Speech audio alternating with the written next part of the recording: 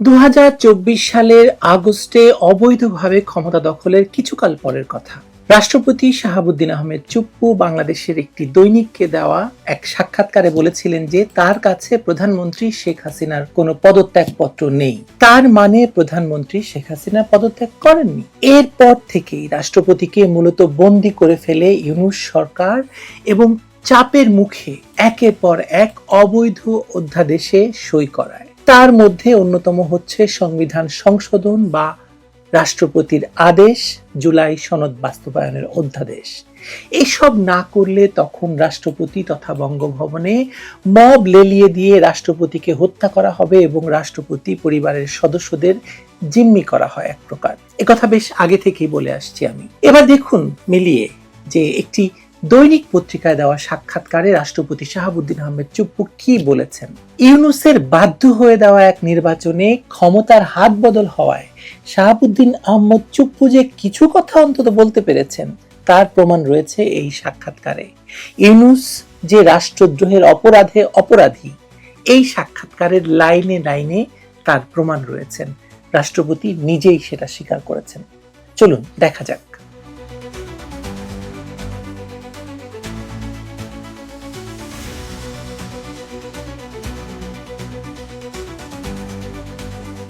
কালের কণ্ঠে দেওয়া সাক্ষাৎকারে রাষ্ট্রপতি শাহাবুদ্দিন আহমেদ চুপ্পু যা বলেছেন তা পড়লে একটি স্বাধীন দেশের সাংবিধানিক রাষ্ট্রপতিকে কিভাবে অসহায় করে তোলা হয়েছিল তার স্পষ্ট চিত্র পাওয়া যায়। কেমন আছেন প্রশ্নের জবাবে তিনি বলেছেন, সপ্তাহখানেক ধরে ভালো আছি। তার মানে নির্বাচনের পর থেকে তিনি ভালো আছেন সেটা তিনি বলছেন। অথবা ডক্টর ইউনূস চলে যাওয়ার পরে, ডক্টর ইউনূসের সরকারের পদত্যাগের পর তিনি ভালো আছেন। এই একটি বাক্যে ইউনূস সরকারের ১.৫ বছর বা ১৮ মাসের শাসনামলে তার অবস্থার মর্মান্তিক চিত্র ফুটে ওঠে। তার আগে ভালো ছিলেন না, এর পেছনের কারণ তিনি পরে বিস্তারিত ব্যাখ্যা করেছেন। রাষ্ট্রপতি স্পষ্ট করেছেন যে অন্তর্বর্তী সরকারের ১.৫ বছরে বা ১৮ মাসে তিনি কোনো আলোচনায় নেই, অথচ আমাকে নিয়ে চলে নানা চক্রান্ত। দেশের শান্তি শৃঙ্খলা চিরতরে ধ্বংস করার এবং সাংবিধানিক শূন্যতা সৃষ্টি করার অনেক পায়তারা হয়েছে বলে তিনি দাবি করেন, কিন্তু তার দৃঢ়চিত্ত থাকার কারণে কোনো ষড়যন্ত্রই সফল হয়নি। সবচেয়ে গুরুতর তথ্য এসেছে 2024 সালের 22 অক্টোবরে বঙ্গভবন ঘেরাওয়ের প্রসঙ্গে। রাষ্ট্রপতির বর্ণনা অনুযায়ী অমুকের দল, তমুকের দল, মঞ্চ, ঐক্য, কত কি রাতারাতি সৃষ্টি, এগুলো একই টাইপের লোকজন, সব বিভিন্ন ফোরামে বিভিন্ন নামে। কোথায় এত টাকা তারা পেল? এই প্রশ্নের মধ্যে লুকিয়ে আছে একটি সুসংগঠিত ষড়যন্ত্রের ইঙ্গিত। যে মেয়েটি কাঁটাতারের উপর লাফ দিয়ে ঝাঁপ দিয়েছিল বা কাঁটাতারের উপর উঠে দাঁড়িয়েছিল, তার প্রসঙ্গে রাষ্ট্রপতির বর্ণনা আরো চমকপ্রদ। তিনি বলেছেন, সাউন্ড গ্রেনেড মারা হলো, লাফ দিয়ে পড়লো, পড়ার পর সে পড়েই থাকবে, ছবি তোলা হবে। সে ডাকছে ক্যামেরাম্যানকে যে ছবি তোলো, ছবি তোলো।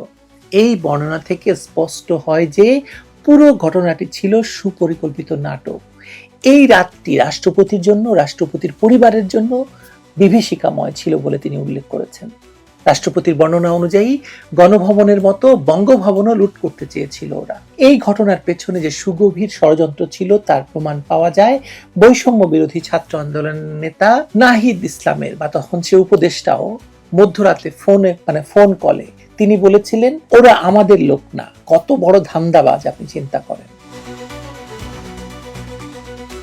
সবচেয়ে আশ্চর্যজনক তথ্য হচ্ছে, রাজনৈতিক উপায়ে ব্যর্থ হওয়ার পর ইউনূস সরকার সরাসরি একজন সাবেক প্রধান বিচারপতিকে নিয়ে এসে রাষ্ট্রপতির জায়গায় বসানোর চক্রান্ত করেছে, চেষ্টা করেছে।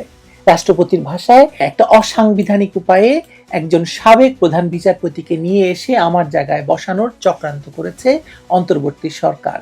কিন্তু সেই বিচারপতি এই অনৈতিক প্রস্তাব প্রত্যাখ্যান করেছিলেন এবং বলেছিলেন যে উনি রাষ্ট্রপতি, উনি সবার ঊর্ধ্বে, সাংবিধানিকভাবে সবকিছুর উপরে, ওই জায়গায় আমি অসাংবিধানিকভাবে বসতে পারি না। এই ঘটনার মাধ্যমে প্রমাণ হয় যে ইউনূস সরকার সাংবিধানিক ধারাবাহিকতা ভঙ্গ করে রাষ্ট্রযন্ত্রকে পুরোপুরি নিয়ন্ত্রণ করার জন্য মরিয়া হয়ে উঠেছিল, যা রাষ্ট্রদ্রোহের অপরাধ। ইউনূস সরকার রাষ্ট্রদ্রোহী। রাষ্ট্রপতি যে কোনো মূল্যে সাংবিধানিক ধারাবাহিকতা রক্ষা করার দৃঢ় অবস্থানে থাকার কারণে এই চক্রান্ত ব্যর্থ হয়েছিল। এই কঠিন সময়ে রাষ্ট্রপতি যার কাছে সবচেয়ে বেশি সাহায্য পেয়েছিলেন বা যাদের কাছে তিনি সবচেয়ে বেশি সাহায্য পেয়েছিলেন তিনি হলেন বিএনপি এবং তার সর্বোচ্চ নেতৃত্ব। তার ভাষায় আমি নির্দ্বিধায় বলতে পারি ওই কঠিন সময়েও বিএনপির শীর্ষ নেতৃত্ব আমার পাশে ছিলেন। তারেক রহমান সম্পর্কে তিনি বলেছেন, বিশেষ করে বিএনপির চেয়ারম্যান তারেক রহমানকে ঘিরে আমার মনের মধ্যে অনেক কৌতূহল জমা ছিল, কিন্তু আমি পর্যায়ক্রমে বুঝতে পারলাম তিনি খুবই আন্তরিকতাপূর্ণ মানুষ। রাষ্ট্রপতি অপসারণের ষড়যন্ত্রে বিএনপি এবং তাদের জোটের বিরোধিতার কারণেই সরকার শেষ পর্যন্ত পিছু হটতে বাধ্য হয়েছিল। রাষ্ট্রপতির কথায় উদ্যোগটা ব্যর্থ হলো বিএনপি ও তাদের জোটের কারণে। একটা বৃহত্তর রাজনৈতিক দল যে স্ট্যান্ডটা নিয়েছে সেটাকে ইউনূস সরকার সমর্থন করতে বা মেনে নিতে বাধ্য হলো। আরো বিস্ময়কর বিষয় হচ্ছে, যে ব্যক্তি রাষ্ট্রপতির উদ্যোগেই প্রধান উপদেষ্টা হয়েছিলেন, মানে শাহাবুদ্দিন চুপ্পুর উদ্যোগেই যিনি প্রধান উপদেষ্টা হয়েছিলেন, সেই ডক্টর ইউনূস পরবর্তী সময়ে রাষ্ট্রপতিকে সম্পূর্ণ আড়ালে রাখার চেষ্টা করেছেন। রাষ্ট্রপতির ভাষায় প্রধান উপদেষ্টা সংবিধানের কোনো বিধান মেনে চলেননি, তার মানে তিনি রাষ্ট্রদ্রোহী, তাই তো? তিনি 14 থেকে 15 বার বিদেশ সফরে গেছেন, কিন্তু একবারও রাষ্ট্রপতিকে অবহিত করেননি। রাষ্ট্রপতিকে বিদেশ সফরে যেতে না দেওয়ার ঘটনা আরো চমকপ্রদ।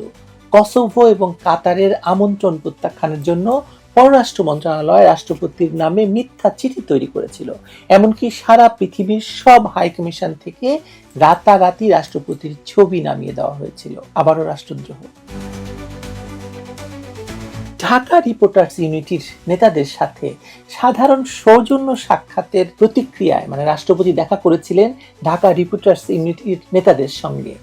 ইউনূস সরকার রাষ্ট্রপতির পুরো প্রেস উইং প্রত্যাহার করে নিয়েছে এবং এর পিছনে কাজ করেছে কে? ইউনূস সরকারের প্রেস উইং, এই ডাস্টবিন শফিক এবং আরো যারা আছে তারা। কেন সাংবাদিকরা গিয়েছিল, কিভাবে গিয়েছিল, খোঁজ খবর করা এবং এই রাষ্ট্রপতির প্রেস উইংকে পুরোপুরি সরিয়ে ফেলা। 3 জন প্রেস সেক্রেটারি এবং 2 জন 30 বছরের অভিজ্ঞ ফটোগ্রাফার পর্যন্ত সরিয়ে দেওয়া হয়েছে। এর ফলে রাষ্ট্রপতি কোনো প্রেস রিলিজ দিতে পারতেন না, এমনকি বাংলাদেশ ক্রিকেট টিম জিতলে অভিনন্দনও জানাতে পারতেন না বলে তিনি জানিয়েছেন। জাতীয় দিবসগুলোতে রাষ্ট্রীয় ক্রোড়পত্রে রাষ্ট্রপতির ছবি এবং বাণী দেওয়া বন্ধ করে দেওয়া হয়েছিল। রাষ্ট্রপতি নিজে ক্যাবিনেট সেক্রেটারি, প্রিন্সিপাল সেক্রেটারি এবং এস্টাবলিশমেন্ট সেক্রেটারিকে বারবার ফোন করেছেন, কিন্তু কেউই পাত্তা দেয়নি। রাষ্ট্রদ্রোহ। এই সংকটময় পরিস্থিতিতে 3 বাহিনীর প্রধানরা রাষ্ট্রপতির পক্ষে অবিচল থেকেছেন। তাদের স্পষ্ট বার্তা ছিল, মহামান্য, আপনি হচ্ছেন সশস্ত্র বাহিনীর প্রধান, আপনার পরাজিত হওয়া মানে পুরো সশস্ত্র বাহিনীর পরাজিত হওয়া, এটা আমরা যে কোনো মূল্যে রোধ করব। অন্তর্বর্তী সরকার যখন আরো একবার রাষ্ট্রপতিকে অপসারণের চেষ্টা করেছিল, তখনও 3 বাহিনীর প্রধানরা প্রধান উপদেষ্টাকে জানিয়ে দিয়েছিলেন যে কোনো অসাংবিধানিক কর্মকাণ্ড তারা হতে দেবেন না। রাষ্ট্রপতির বক্তব্য অনুযায়ী কূটনৈতিক মহল থেকেও তাকে অপসারণ করার বিষয়ে নেতিবাচক অবস্থান ছিল। তারা চায়নি যে রাষ্ট্রপতি অসাংবিধানিক এবং বেআইনিভাবে অপসারিত হন। এটাও একটি বড় শক্তি ছিল যা ইউনূস সরকারের অপকৌশল ব্যর্থ করতে সাহায্য করেছে। তার মানে কত বড় বিপদ থেকে রাষ্ট্রকে রক্ষা করা হয়েছে এবং কত বড় বিপদ থেকে রাষ্ট্রপতি শাহাবুদ্দিন চুপ্পু বাংলাদেশকে রক্ষা করেছেন তার প্রমাণ তো আমরা দেখতে পাচ্ছি। প্রশ্ন হলো এরপর কি? তারেক রহমানের নেতৃত্বে বিএনপি সরকার গঠনের পর রাষ্ট্রপতির এই সাক্ষাৎকার অত্যন্ত তাৎপর্যপূর্ণ। 1.5 বছর ধরে যে নীরবতা তিনি পালন করতে বাধ্য হয়েছিলেন, সেই নীরবতা ভেঙে এখন তিনি সত্য প্রকাশ করতে পারছেন। কিন্তু এখনো তিনি সবকিছু বলতে পারছেন বলে মনে করার কোনো কারণ নেই। ইউনূস সরকারের অপকৌশল এবং চক্রান্তের আরো গভীরতা রয়েছে, যা হয়তো ধীরে ধীরে প্রকাশ পাবে। রাষ্ট্রপতি মুখ খুলেছেন, কিন্তু এখনো সবটা তিনি বলতে পেরেছেন বলে মনে করার কোনো কারণ নেই। এই তো 21-এর প্রথম প্রহরে হাত বদল হওয়া ক্ষমতার প্রধানমন্ত্রী তারেক রহমান রাষ্ট্রপতির সঙ্গে দেখা হবে ভেবে শহীদ মিনারে গিয়েছেন দেরি করে। এর পেছনে নিশ্চয়ই কোনো উদ্দেশ্য আছে। এটি নিছক নির্দোষ দেরি নয়। তার মানে রাষ্ট্রপতির উপর থেকে ফাঁদ বা রাষ্ট্রপতির উপর থেকে চাপ এখনো কমেনি, কাটেনি। তবে একটাই ভরসা যে এবার হয়তো তাকে খুন করা হবে না, যেমনটি ইউনূস চেষ্টা করেছিল। কিন্তু সেটাও বা বিশ্বাস করা যায় কিভাবে বলুন তো? বিচারপতি সায়েমের সামনে বন্দুক রেখে তাকে পদত্যাগে বাধ্য করার ঘটনা তো এই বঙ্গভবনেই ঘটেছিল, আর ঘটিয়েছিলেন তো বর্তমান প্রধানমন্ত্রীর পিতাই। বিএনপির প্রতিষ্ঠাতা রাষ্ট্রপতি জেনারেল জিয়াউর রহমান। তাই না? ইতিহাস ফিরে এসেছে। ভালো থাকবেন সবাই।